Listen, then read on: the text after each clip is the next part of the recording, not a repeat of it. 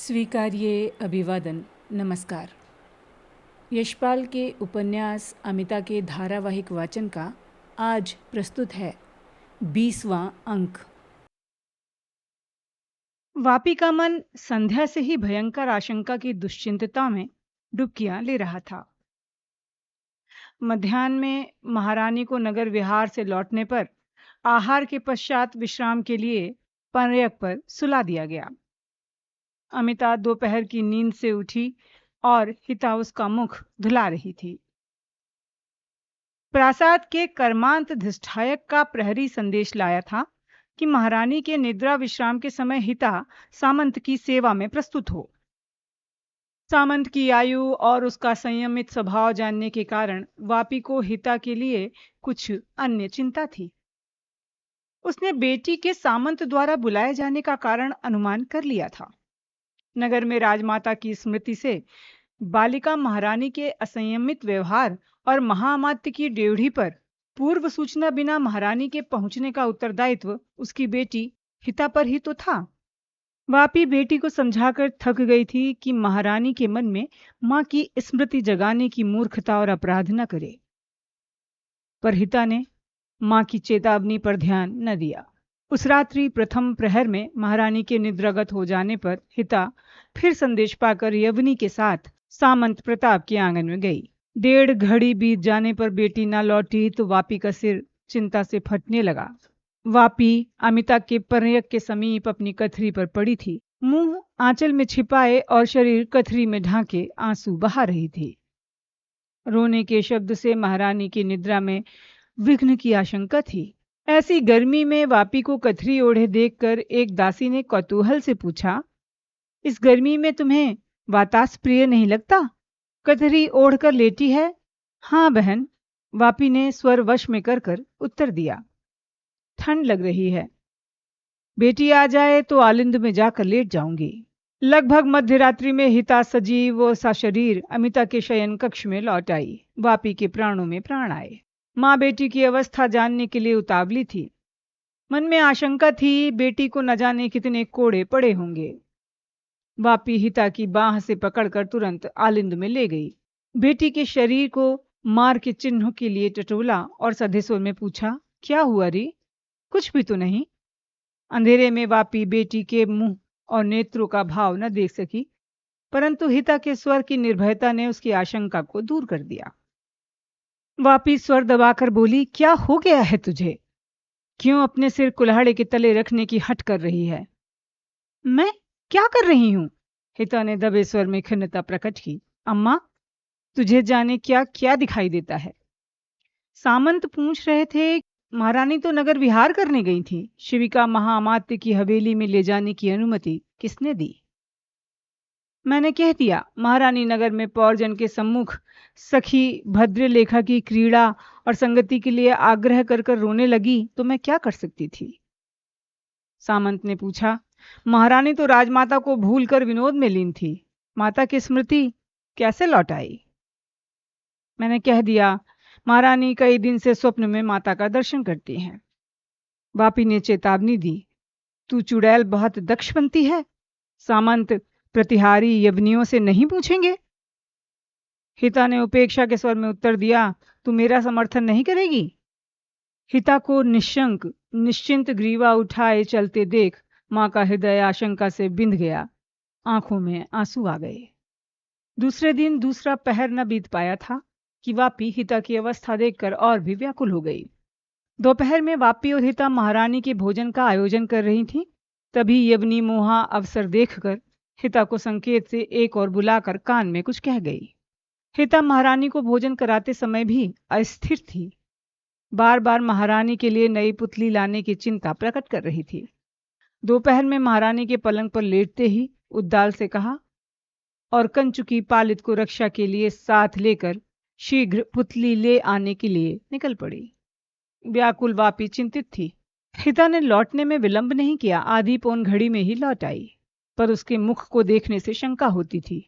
रंग पीला, नेत्र ऊषा और आरक्त सूझे हुए, होंठ सिसकियों को दबाने के प्रयत्न में भिजे हुए थे।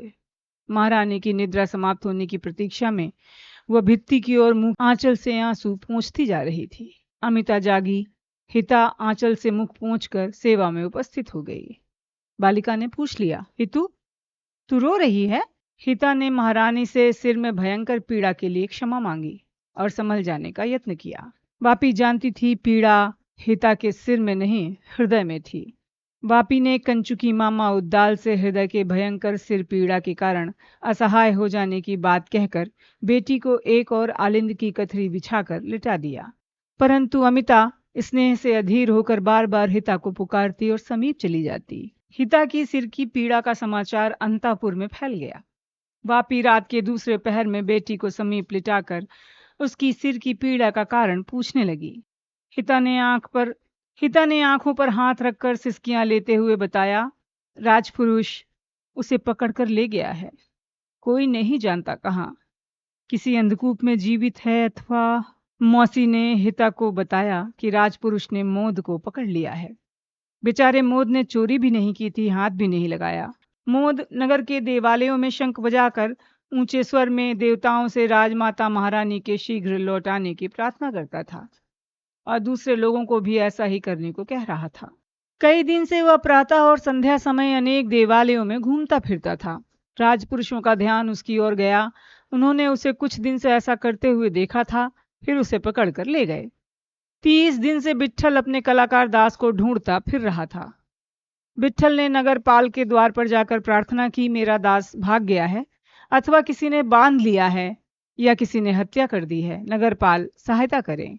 नगरपाल उपेक्षा में हंस दिया, तुम्हारा दास क्या स्वर्ण और रत्नों का आभरण पहने था जो कोई धन के लोभ में उसकी हत्या करेगा? उसे बांधकर कोई क्यों रखेगा? क्या वो कमनीय लवण्यमयी दासी है जिसे अंतःपुर में छिपाकर उसका उपयोग किया जा सकता है? कहीं मद पीकर मत्त पड़ा होगा या जुए में हार गया होगा, भय से कहीं छिपा होगा। भूख से व्याकुल होगा तो स्वयं ही भागा आएगा। यदि भाग गया है तो पकड़ लाओ, उसे हम कठोर शासन कर देंगे। विट्ठल ने सुना था कि मोद को राजपुरुष इधर ले गए हैं, परंतु नगरपाल के सम्मुख यह कहने का साहस न हुआ। हिता का सिर चिंता में घूमने लगा। वो स्वयं भी तो सेठ के कहने से महारानी को बहकाकर उत्पात खड़ा कर रही है।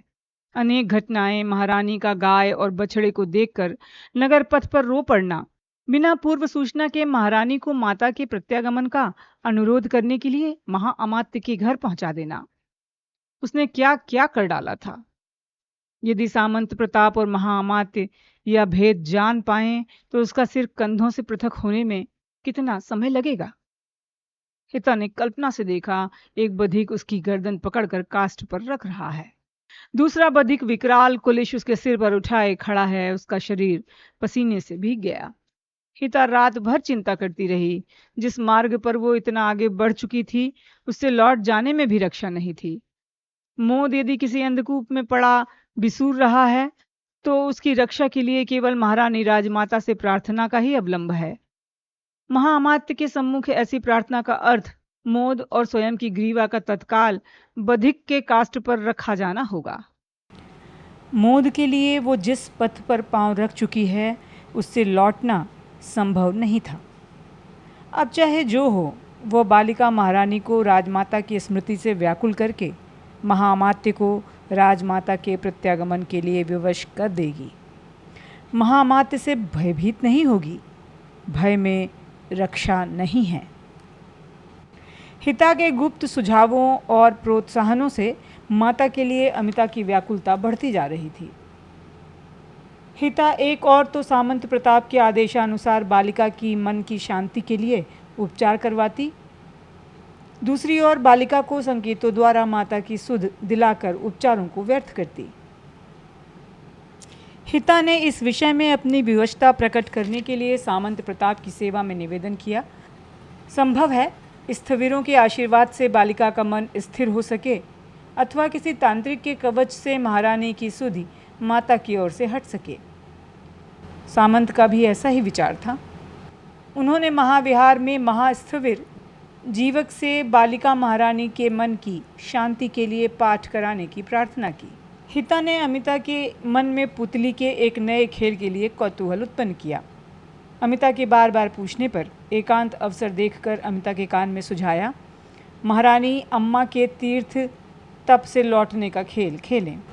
अमिता बेटी पुतली को अपने हाथ में लिए माता पुतली की प्रतीक्षा कर रही थी। हिता एक छोटी सी पालकी में पुतली को आलिंद में ला रही थी, पर पालकी आ ही नहीं रही थी।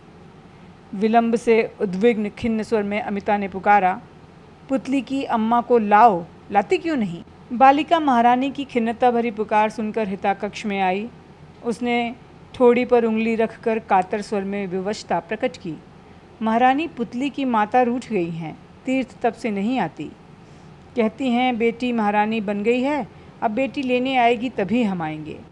अमिता ने बालबुद्धि से विचार किया। उसके मुख से निकला, हम अम्मा को लेने जाएंगे तो अम्मा तीर्थ से आ जाएंगी। प्रातः या दोपहर के पश्चात अमिता को सुलाते समय कान के पास मुख ले जाकर अथवा उसके नींद से उठने पर हिता अवसर देखती, किसी न किसी प्रसंग से माँ की याद दिला देती। दोपहर के बाद कंचुकी को देखकर अमिता ने बोला, मामा, हम अम्मा को बुलाने उत्तर द्वार जाएंगे, शिविका लाओ। हिता महारानी का मुंह धोकर पूछ रही थी, तब भी अमिता अपनी बात दोहराए जा रही थी। हम अम्मा को बुलाने उत्तर द्वार जाएंगे, शिविका लाओ।